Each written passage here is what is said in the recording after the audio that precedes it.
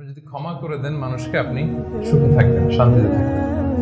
আমাদের হয় চলতি পথে আমাদের বন্ধুদের মধ্যে বা আমাদের প্রতিবেশীর সাথে বা আমার কলিগের সাথে বা আমাদের সমাজে অনেকের সাথে অনেকের নানা সময় এমন বিভেদ ঝগড়া এটা তৈরি হতে পারে, ফলে মনের মধ্যে ক্ষোভ, অশান্তি, ইভেন জেলাসিও আসতে পারে।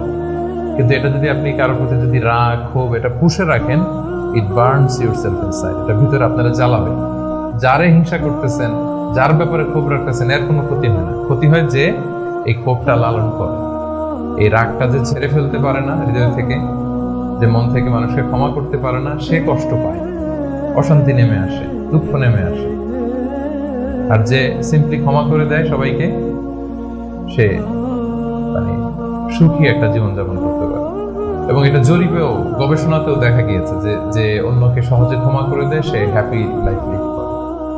তাহলে 2 নাম্বার কি? ফরগিভনেস, ক্ষমা করে দেয়া।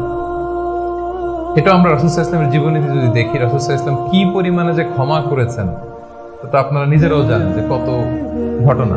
ওনার পুরো জীবনীটাই তো ক্ষমা। সবসময় ক্ষমা করে দিতেন, মনে দুঃখ পুষে রাখতেন না কখনো। এবং সাহাবাদেরকে বলতেন তোমরা ক্ষমা করে দাও। এক সাহাবী এসে বললেন, ইয়া রাসূলুল্লাহ, আমার তো অনেক কৃতদাস, ওরা শুধু কাজে ভুল করে, ওদেরও কি একটু পানিশমেন্ট দেওয়া উচিত না? রাসূল সাল্লাল্লাহু আলাইহি ওয়াসাল্লাম বলতেন না। তো কি করবো? ক্ষমা করে দাও। কয়বার করবো? বলেন দিনে প্রতিদিন কমপক্ষে 70 বার। যতবার তুমি আল্লাহর কাছে ক্ষমা চাইবে ততবার ক্ষমা করবে। যতবার আল্লাহর কাছে ক্ষমা পেতে চাও ততবার ক্ষমা করবে। ফিলোসফিটা বুঝতে পারছেন? আমরা আল্লাহর কাছে ক্ষমা চাই, কিন্তু আমরা একে অপরের ক্ষমা করতে পারি না।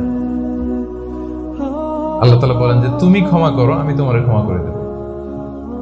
তুমি ক্ষমা করো তোমার ভাইদের, আমি তোমার ক্ষমার ব্যবস্থা করতেছি।